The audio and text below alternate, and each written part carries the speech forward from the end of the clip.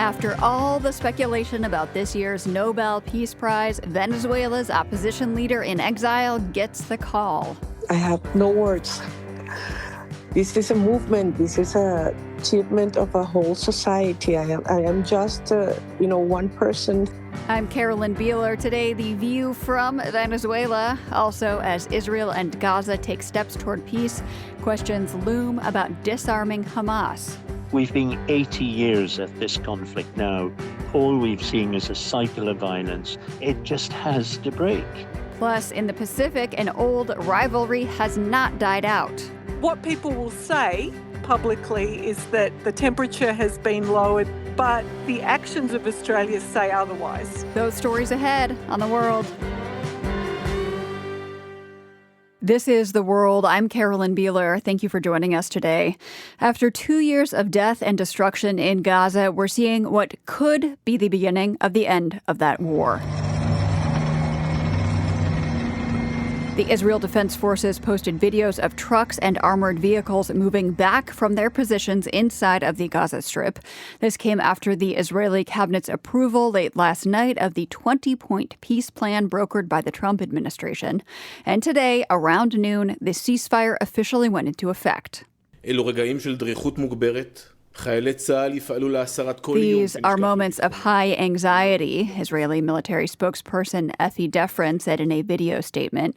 IDF troops have pulled back, he said, but still control much of the Gaza Strip. He urged people there to stay away from those areas. This afternoon, thousands of Palestinians were on the move, most of them on foot. The World's Matthew Bell has been following the story. He's with me now in the studio. Hi, Matthew. Hello. So those scenes that we're seeing with these huge crowds of people in Gaza walking along the coastal road, they're pretty dramatic. Is this a sign that the ceasefire is actually beginning to take hold? I think it is. There were reports this morning, first thing, in different parts of the Gaza Strip of artillery strikes, continued military activity. But the IDF said the ceasefire began around midday, and that's when things seemed to go quiet. It didn't take long for Palestinians to start moving in various parts of the territory. These videos showed thousands of people, mostly walking, some vehicles, but walking up the coastal road toward Gaza City. This is where the Israeli military focused its offensive in recent weeks, and it appears that they started pulling out of Gaza City last night.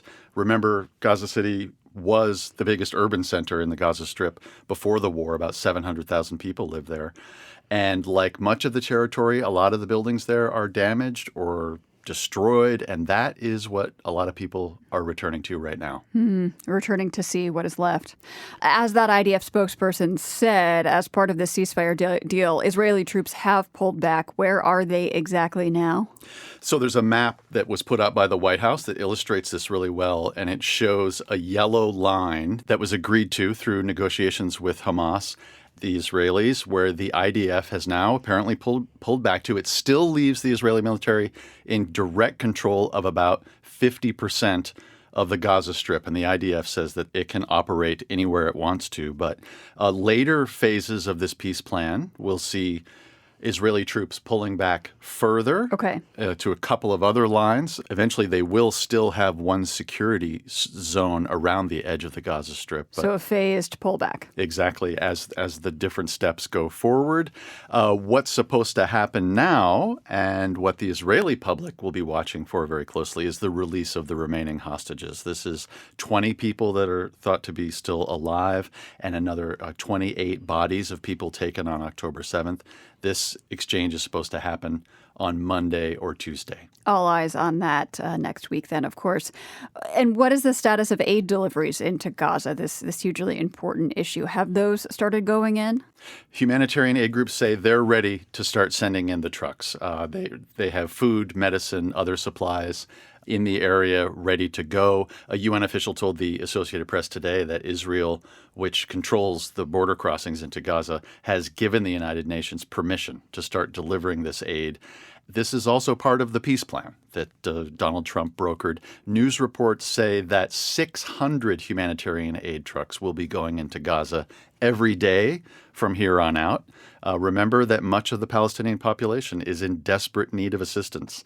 This is more than 2 million people most of which have been driven from their homes. People have been struggling to get the basics every day, food, water, medicine. As recently as August, the UN determined that hundreds of thousands of Palestinians were facing starvation circumstances. Another step in this peace plan is the release of Palestinian prisoners from Israeli jails. What do we know about this? This could also begin as soon as Monday, and it would coincide with the release of Israeli hostages from Gaza. In all, Israel has agreed to free around 2,000 Palestinian prisoners. This is one group of 250 who are serving life sentences. Some of them have been behind bars for decades. And seeing these people go free for a lot of Israelis is going to be a bitter pill because they consider that these Palestinians have blood on their hands. There's another group, more than 1,700 other detainees will be released. They were apparently detained in Gaza over the last 2 years. A top Hamas official last night said that all women and children being held in Israeli jails are going to be freed. But probably the best-known Palestinian prisoner, Marwan Barghouti is his name. He's serving multiple life sentences for his role in the Second Intifada. He will not be released in this deal, and that's according to an Israeli official. But it seems like some of this, including the specific prisoners involved, is probably going to be subject of ongoing negotiations. And it's worth mentioning, I think, that a lot of specifics, when you look at this 20-point plan, still need to be negotiated if this thing continues to move ahead. The World's Matthew Bell, thank you so much. Thank you. Another unresolved part of the Trump peace plan for Gaza is about Hamas giving up its weapons. In the past, the group has said this is a red line it is not willing to cross. Today, after 2 years of fighting and with most of the Hamas leadership killed, the group's tone seems to have shifted. The World's Shorin Jafari reports. Earlier this year, the Trump administration reached out to a man called Bishara Bahbah to facilitate talks with Hamas. Bahbah, a Palestinian-American academic, said yes. Well, it's I guess, once-in-a-lifetime experience. Bahbah was born in East Jerusalem to parents who fled the first Arab-Israeli war.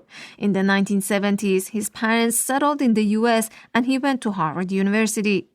Bahbah has been involved in past negotiations between the Palestinians and the Israelis. This time, he became sort of a messenger between the Trump administration and Hamas's political leaders. The objective has all along been for me to see an end to this war and tragedy. He's lost family members, he says, and this work is personal. Bahbah's last meeting with Hamas leaders was last week, he says, just as they were getting ready to go to Egypt to finalize the peace deal. I told them that they need to keep an open mind, to be flexible. There are still major issues in the 20-point plan that need to be worked out.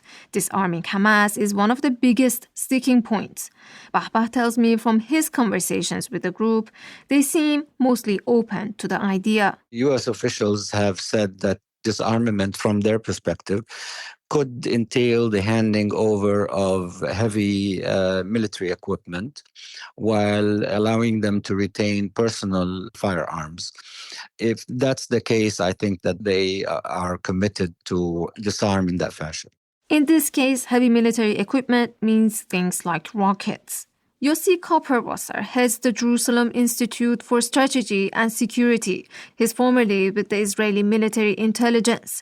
He says Hamas has suffered major blows, but Israel cannot underestimate its capabilities. It's amazing that after 2 years, they still don't seem to be suffering from a shortage of equipment.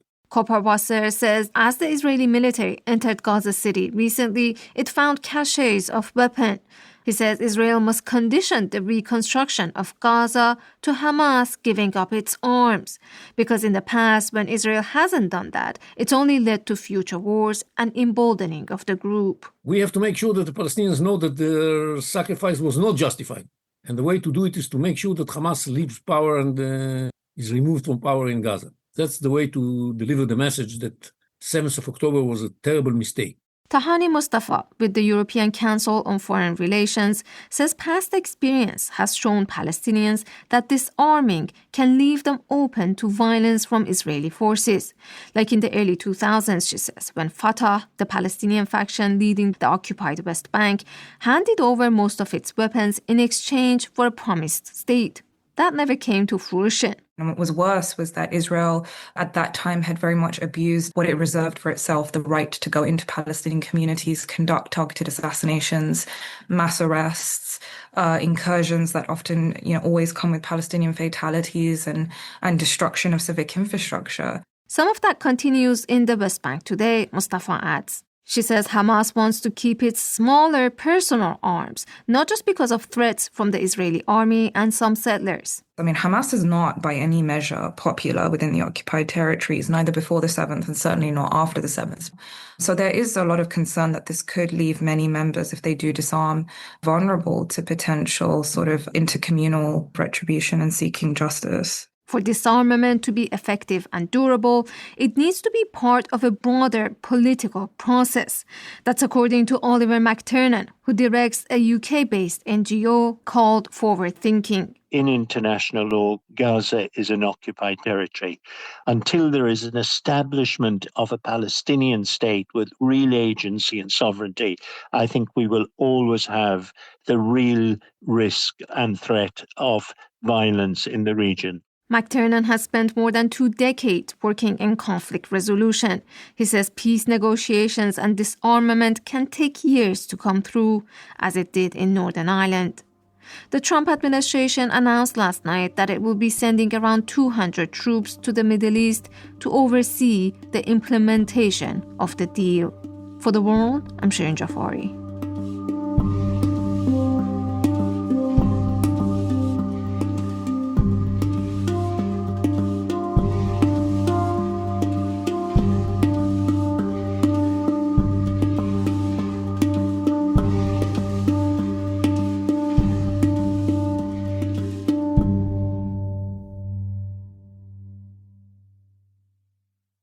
This is The World. I'm Carolyn Beeler.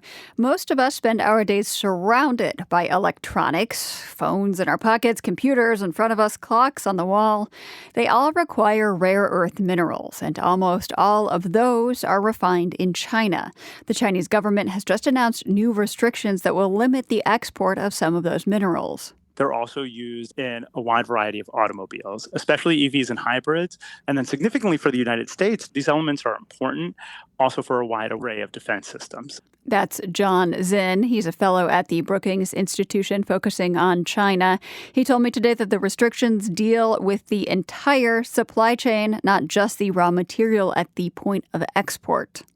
So if it's going to be used in a defense application, then it's going to be a no-go, is what they've said under these new rules. If it's going to be for civilian use, then it's a possibility that the license would be approved, right? But that's part of what's novel here, is that there's licensing not just for the minerals themselves, but for other elements of the supply chain as well.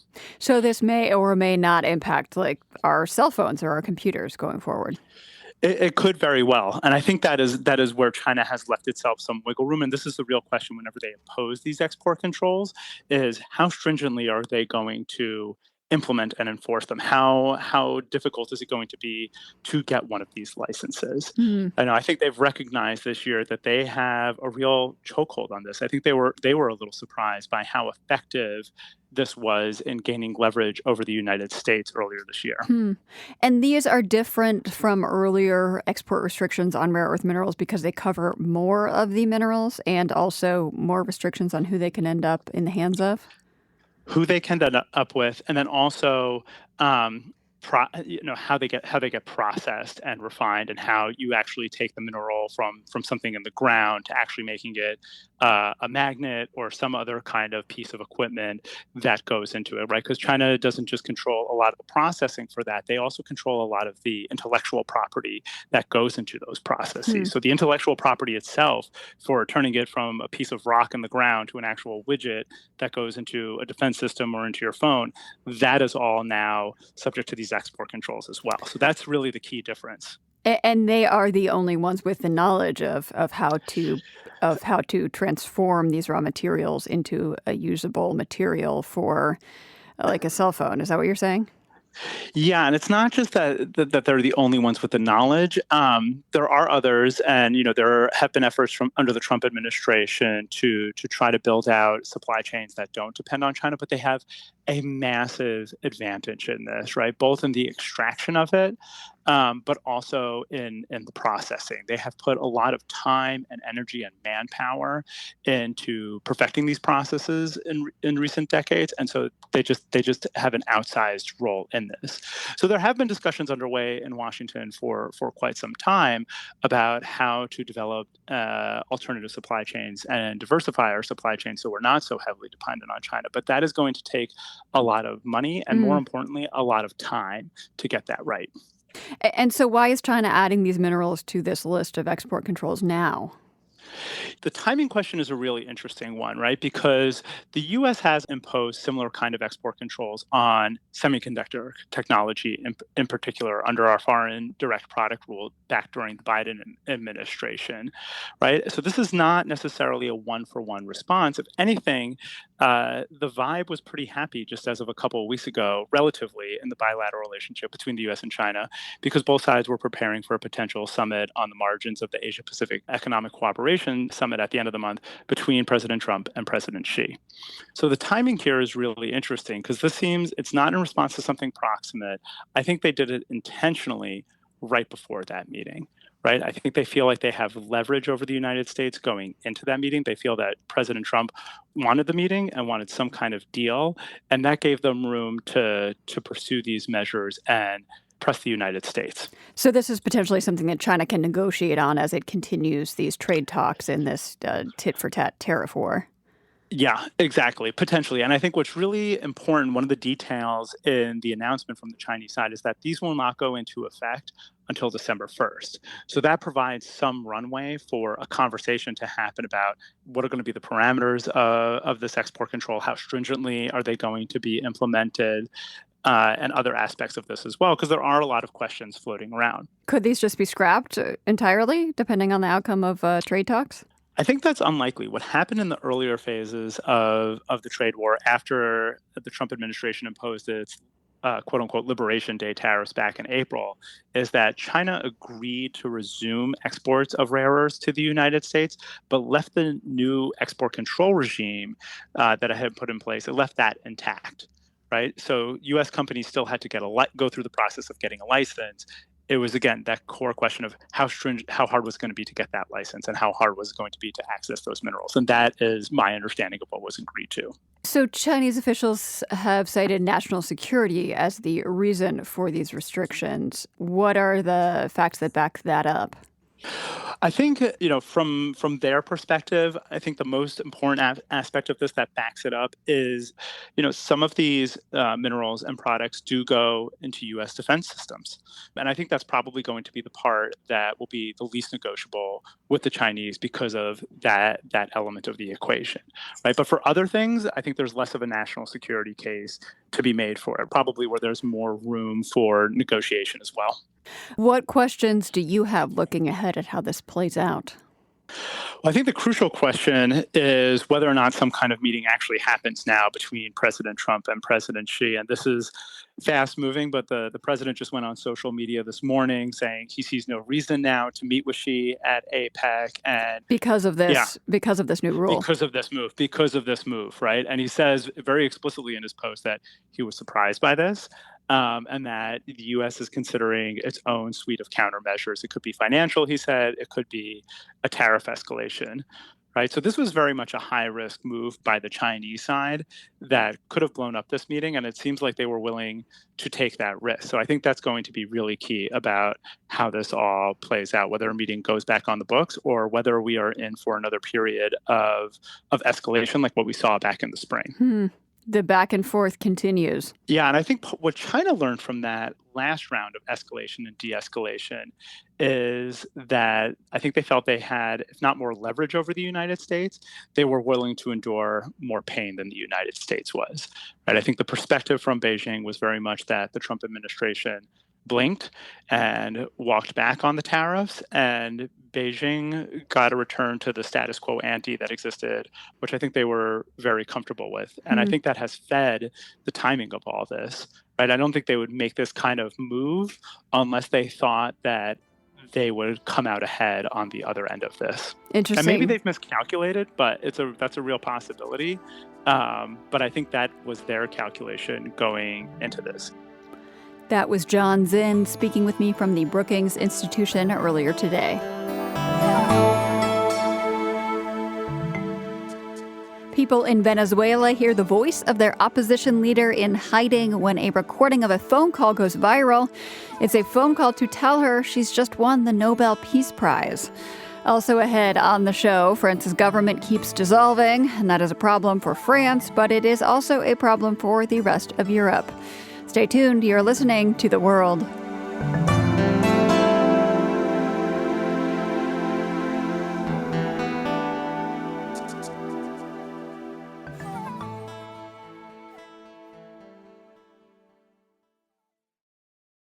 This is The World. I'm Carolyn Beeler. The suspense is now over. We have a winner. The Norwegian Nobel Committee has decided to award the Nobel Peace Prize for 2025 to María Corina Machado.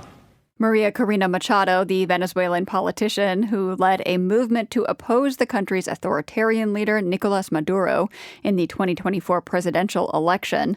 Although he declared victory, she is widely believed to have won more votes. Machado has been in hiding for the last year.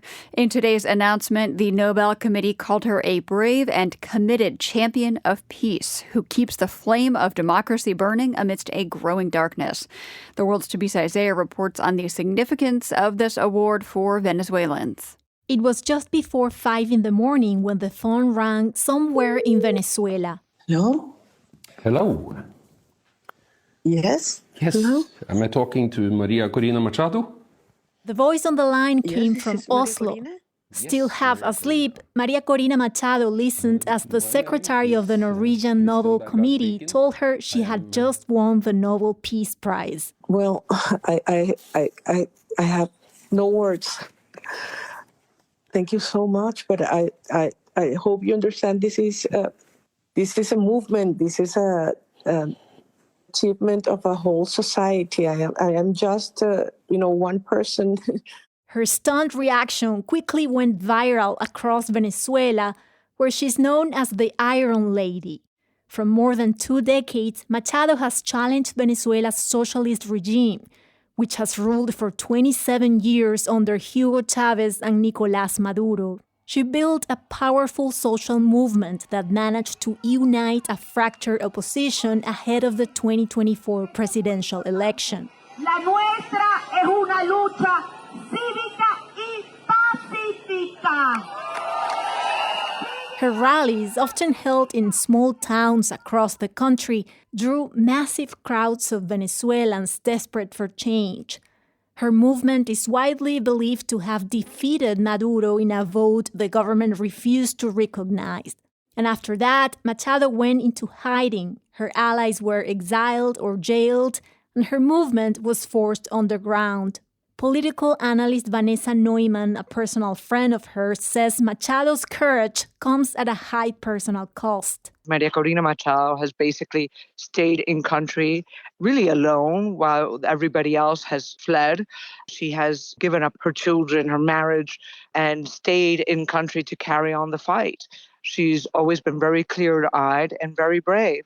Human rights groups say hundreds of political prisoners remain behind bars in Venezuela, many tortured. On the streets of Caracas, the news of Machado's novel spread fast.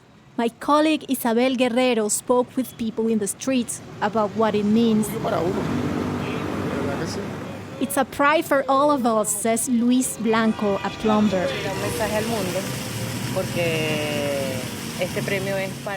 It sends a message to the world, says Eddie Peña, because it shows that Venezuelans have not been forgotten, she says. Under Maduro's rule, roughly a third of Venezuela's population has fled the country, escaping economic collapse and repression. Among them, Michelle Núñez, who shared this voice note from Germany. I was actually in a supermarket here in Germany, and I wanted everybody to notice how important this news was for me, for every Venezuelan. I wanted them to know that I was Venezuelan. For her supporters, Machado represents endurance and hope.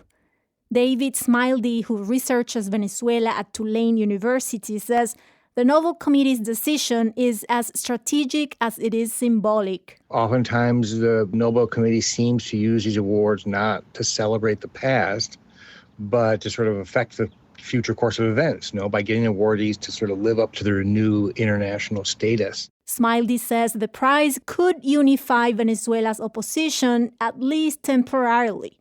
But real change will be slow. Many Venezuelans are skeptical that anything can topple the regime. But when the world spoke to María Corina Machado 2 years ago, she said she was determined to bring democracy back to Venezuela. This is not seen as a political struggle, but as an existential one, even a spiritual one. So I think Venezuela is prepared and determined to have political change, and the world should be prepared to see Maduro being defeated. In recent weeks, the Trump administration has intensified its stance toward Venezuela, combining aggressive language with controversial military operations in the Caribbean. Still, many analysts say it's uncertain whether that pressure can actually force Maduro from power. For millions of Venezuelans, María Corina Machado's Nobel Peace Prize, it's a glimmer of recognition and perhaps a fragile sign of hope. For the world, I'm Tibisay Sea.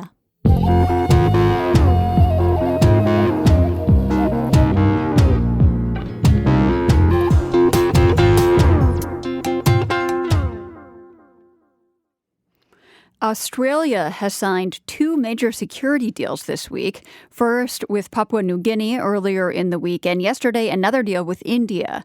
That's left one country unhappy, China. Earlier today, I spoke with Patricia O'Brien. She's an Australia and Pacific analyst at Georgetown University in Washington. These agreements change the game in the Pacific in terms of the geostrategic landscape in the Pacific, and they have very far-reaching implications. Why is this limiting options for China? Why would this be seen as hostile? China has been active and very ambitious in what they want to achieve with Papua New Guinea for many years, and this agreement puts a lot of complications for China into the mix. So tell me more about what exactly is in these agreements. Well, for the Papua New Guinea one, it's a mutual defence agreement. So if a country were to attack either, then both countries would respond? Correct. And Australia has a mutual defence agreement with the United States and New Zealand. That agreement was signed in 1951. So this is a very significant development in terms of that history. So it's the first security agreement like this that Australia has entered in since 1951. Yes, the defence obligations, and then there's also a significant component about integrating the defence forces of Australia and Papua New Guinea. So Papua New Guineans can get recruited into the Australian Defence Force and vice versa. Also, part of the agreement allows Australian defence mobilisation and access across Papua New Guinea, so sort of like unlimited access across Papua New Guinea. That is the piece of the puzzle which is particularly frustrating for China because it's a huge move to deny them access to port facilities and runways and all those kind of things within Papua New Guinea, which is an incredibly strategic part of the Indo-Pacific. And those are some of the things that China had been angling for years that you mentioned earlier? Well, they've been making moves right across the Pacific to try to increase their ability to get port access and other military access, most significantly with their security agreement with the Solomon Islands, which is New Guinea's neighbour. But that security agreement with the Solomon Islands is a very important context for why Australia is signing this agreement. So back to kind of how this impacts the Australia-China relationship. Australian Prime Minister Anthony Albanese visited Beijing this summer. That was seen as an attempt to ease tensions with China. Where does that relationship stand today with this kind of alliance race happening in the Pacific between Australia and China? What people will say publicly is that the temperature has been lowered because Albanese made this big overture in the middle of the year. But the actions of Australia say otherwise because of the deal with India, the deal with Papua New Guinea. They are attempting to do a deal with Vanuatu, although that one is not really progressing the way Australia wants it to go. There's been some very strong language coming out of Vanuatu in recent days that don't look positive for Australia sealing that deal. You mentioned Vanuatu. Where else is Australia looking to for new security partners? I mean, I think Australia is trying, from what I understand, to get agreements throughout the Pacific, and it has already secured agreements with Tuvalu and Nauru in December 2024, but that followed Nauru switching its allegiance from Taiwan to China earlier in the year. So Australia is trying to balance out what Nauru did. And Australian Prime Minister Anthony Albanese will be visiting the U.S. and visiting President Trump next week, correct? That's right. So Australia has been very keen to have this meeting. And the main reason for that is securing the AUKUS agreement. There's been some doubt about whether the new administration is 100% behind the AUKUS agreement. AUKUS is an Australia-US agreement? Yes. There's been this real doubt about whether Trump is going to be behind the AUKUS agreement, but its indications are now positive, I think, for that. But that is certainly something that will be talked about. Patricia O'Brien is an Australia and Pacific analyst at Georgetown University. Staying in the Pacific for just a moment, 2 massive offshore earthquakes shook the Philippines this morning, killing at least 7 people. The first was a 7.4 magnitude earthquake, and the subsequent quake was a 6.8. Authorities issued tsunami warnings, but that threat has passed and the warnings have been lifted. Philippine President Bongbong Marcos has said that search and rescue teams are being assembled. Today's earthquakes are among the biggest to hit the Philippines in recent years. Over the summer, several European lawmakers agreed to undergo testing for traces of PFAS, also known as forever chemicals, in their bloodstreams. PFAS has been linked to a whole host of health problems, from cancer and liver damage to decreased fertility. These chemicals are in products that people use all the time. The results of those blood tests came back this week, and as the World's Europe correspondent Orla Berry reports, they tell a much bigger story. It was Magnus Heunicke, Denmark's environment minister, who came up with the notion to subject 24 of his EU colleagues to blood tests. It was my idea because we were discussing how to put these chemicals on the agenda, and we needed some new ways of discussing it. Heunicke says he already knew that the chemicals PFAS were everywhere, and the test results proved him right. Everyone tested positive. Some results, though, did take Heunicke by surprise. What is shocking is that many of them that we found in our blood is forbidden and has been forbidden for years. PFAS are a group of about 10,000 man-made chemicals. They're famously resistant to water, grease and high temperatures, which is why they end up in your non-stick frying pans and raincoats. But that resistance means the chemicals don't break down easily either. Heunicke's own test results were troubling. The ones they found, they are linked to a series of very, very serious diseases. And, P4, we know, could cause organ damages in the liver, causing cancer, actually. And I think I would rather not have them in my blood, in my body, but it is there. In 2023, Denmark and 4 other EU countries proposed a near-total ban on PFAS across the bloc. That proposal, which is still under review by the EU Commission, has run into fierce resistance. Lobbyists from the semiconductor, pharmaceutical, military and other manufacturing sectors argue that there are no viable alternatives to PFAS, that a ban would destroy Europe's industrial competitiveness and lead to millions of job losses. Heunicke says he has faith in the EU Commission that it won't cave to industry pressure. But Cecil Dukia with ChemSec, an environmental NGO, isn't so sure. I'm a little bit in doubt. I mean, the Commission was committed earlier to ban all uses of PFAS unless they are critical to society, but it's very unsure what will actually happen. In August, the European Chemicals Agency, an EU body, announced it would temporarily exempt 8 sectors from a PFAS ban, including medical and military industries. ChemSec and other NGOs have called the move a disaster. For some, though, an EU-wide ban may already be too late. I mean, for us and my family, it doesn't matter of those products in the home because we are so polluted the rest of our lives. So it doesn't even matter. Herman Afzelius lives in Kallinge, a small town in Ronneby municipality in Sweden. In 2013, residents heard on the news that the local water supply had been switched to a new source. Their tap water had been found to contain high levels of PFAS. The local council said there was nothing to worry about. But 6 months later, all of Kallinge's residents received letters asking them to go for a blood test.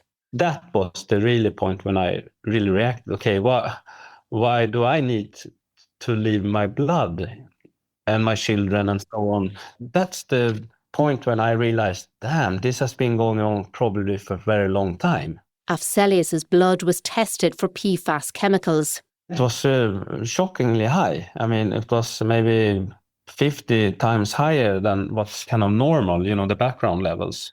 It was really, really high, and also my kids. His daughter Nala, who was 4 at the time, had PFAS levels 30 times higher than the norm, he says.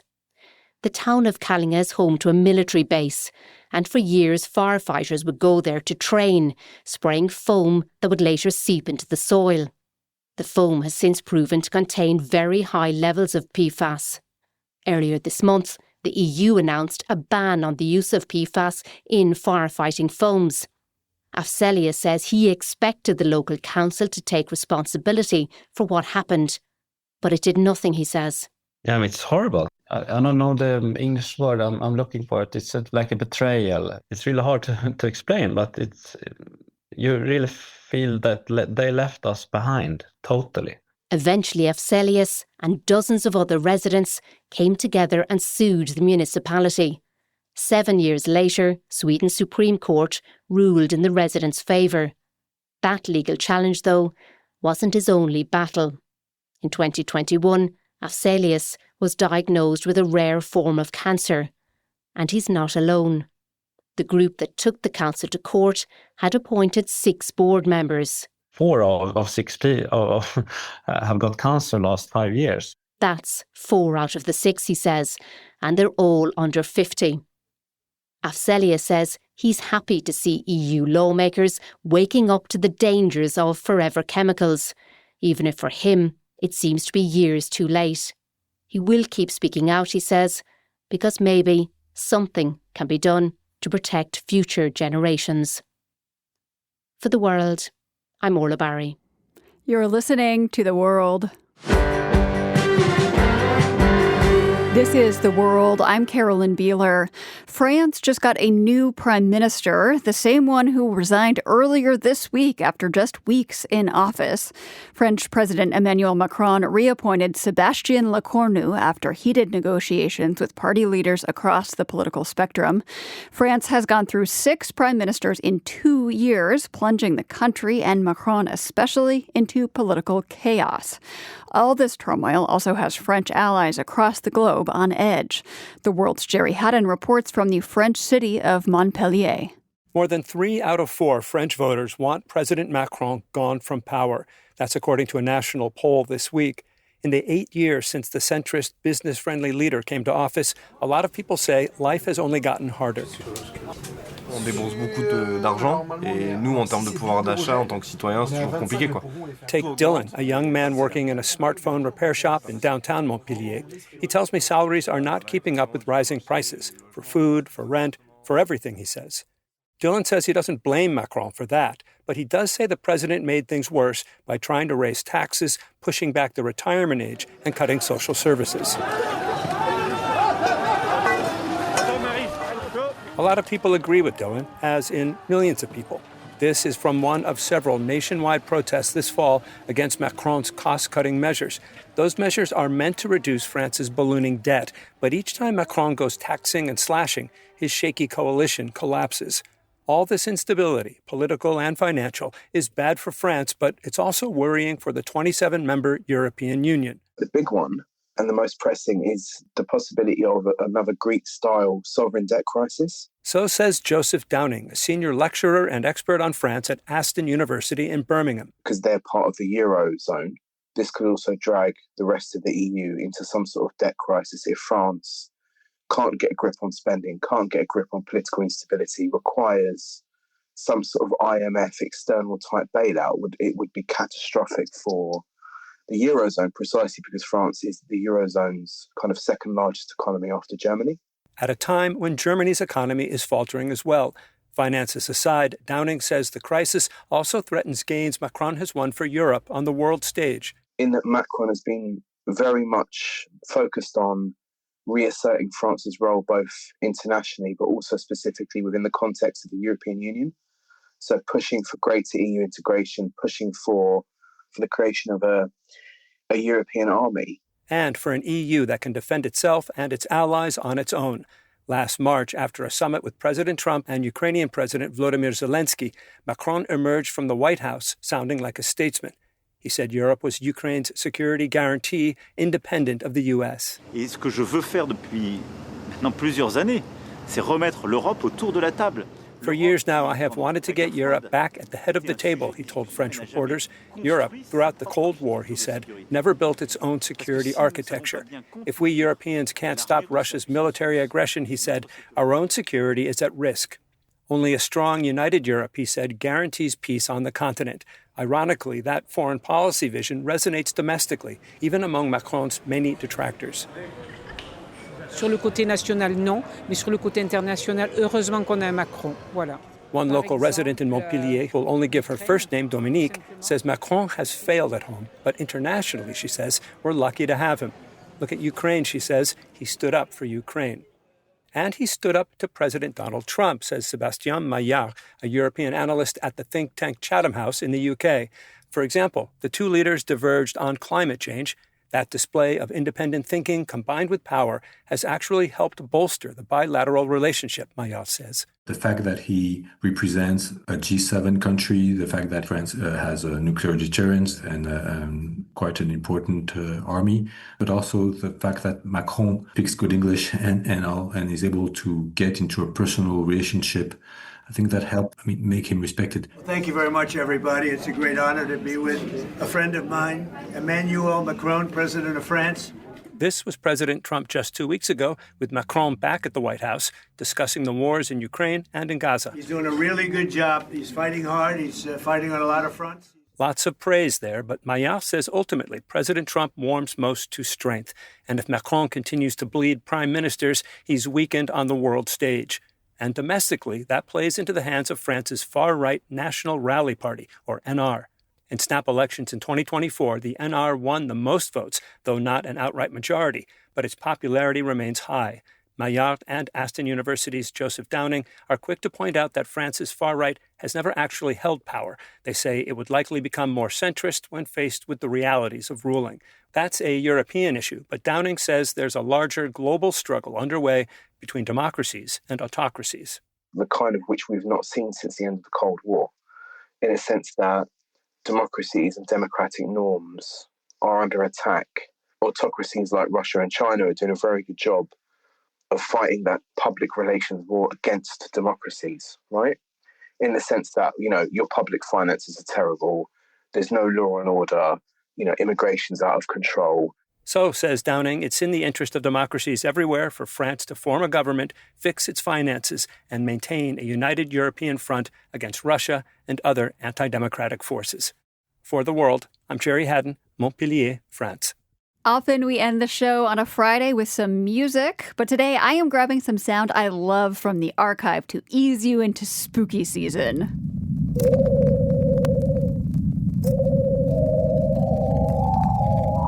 Not the soundtrack from a haunted house, though it could be yours. This is the sound of space, or rather Venus's atmosphere. NASA has a satellite that dipped into the planet's upper atmosphere back in the summer of 2020. It recorded radio waves, and NASA then translated those radio waves into sound waves we all could hear. This research revealed how Venus's atmosphere reacts to the sun, giving scientists more insight into why Venus is so very different from Earth, despite their similar sizes. The probe, called the Parker Solar Probe, also flew super close to the sun through its corona in 2021.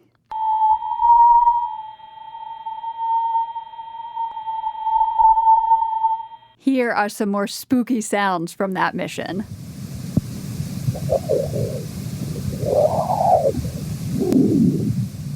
That's a young solar wind being born in the plasma around the sun. The wind blows at roughly 1 million miles an hour, and that thing that sounded like TV static, it is dust from asteroids colliding with the space probe at unbelievable speeds. This is all sound you can grab online, so please go ahead and make the nerdiest haunted house soundtrack ever this Halloween. Let me know if you do. It will be delightful to hear.